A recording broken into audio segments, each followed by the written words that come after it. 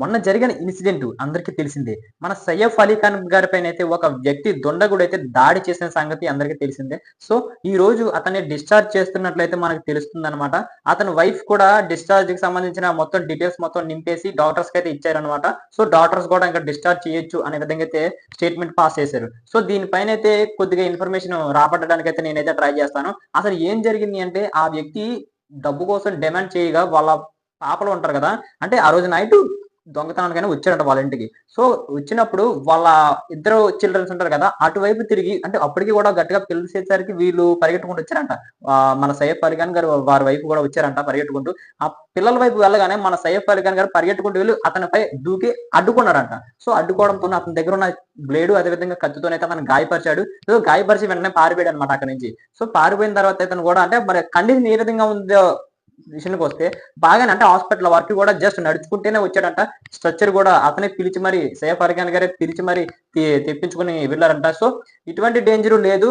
కానీ కాకపోతే మరి చూడ్డానికి ఎవరిని గూడా రానివ్వకూడదు అనే విధంగా అయితే డాక్టర్స్ చెప్తున్నారు. సో, దీనిపైనైతే ఆల్రెడీ అంటే పెద్ద పెద్ద ముంబైలో ఉన్నారంటే పెద్ద పెద్ద సెలబ్రిటీస్ ఖచ్చితంగా సరే వచ్చి చూస్తారనమాట. సో, దీనిపైనైతే మూవీ అదే మన ఫ్యామిలీకి కొద్దిగా రిస్ట్రిక్షన్స్ అయితే అప్పజెప్పారనమాట.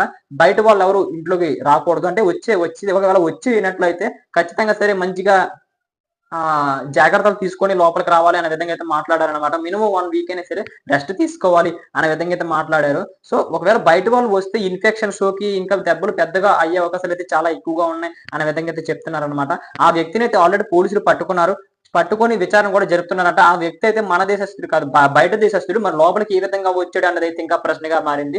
అది కూడా మన సైఫ్ అలీ ఖాన్ గారిని ఎందుకు టార్గెట్ చేశారు అన్న దానిపై కూడా పోలీసులైతే విచారణ జరుపుతున్నారనమాట. మన సైఫ్ అలీ ఖాన్ గారి దగ్గర కూడా స్టేట్మెంట్ రికార్డ్ చేయలేదనమాట. సో, అయితే ఈ రోజు లేకపోతే ఒక 2 రోజులు రెస్ట్ ఇచ్చిన తర్వాత అయినా సరే ఖచ్చితంగా చేస్తారు. దీనిపైనైతే ఇంకా మంచిగా కేసు నడిచే అవకాశాలైతే చాలా గట్టిగా వినిపిస్తున్నాయన్నమాట. సో, ఎవరైనా టార్గెట్ చేయించారా? లేకపోతే అతనే డబ్బు కోసం వెళ్ళాడా అన్నదైతే ఇంకా ప్రశ్నగా మారింది. ఇది తొందరలోనే మనకు ఒక అప్డేట్ అయితే ఇచ్చే అవకాశాలు అయితే చేస్తారు పోలీసులు మాత్రం. మరి దీనిపై మీరేమనుకుంటున్నారు? మన సైఫ్ అలీ ఖాన్ గారి పనైతే కావాలని చేశారా? లేక డబ్బు కోసం ఆ వ్యక్తి ఆ విధంగా చేశాడా అని మీరు అనుకుంటున్నారా? కామెంట్ చేసేయండి. మరి ఇలాంటి మరిన్ని అప్డేట్స్ మీకు కావాలి అనుకుంటే మన ఛానెల్ సబ్స్క్రైబ్ చేసుకొని బెల్ ఐకాన్ అయితే క్లిక్ చేసుకోండి. అప్పుడే మనం పెట్టే ప్రతి వీడియో మీ వరకు చేరుకుంటుందన్నమాట. Thank you.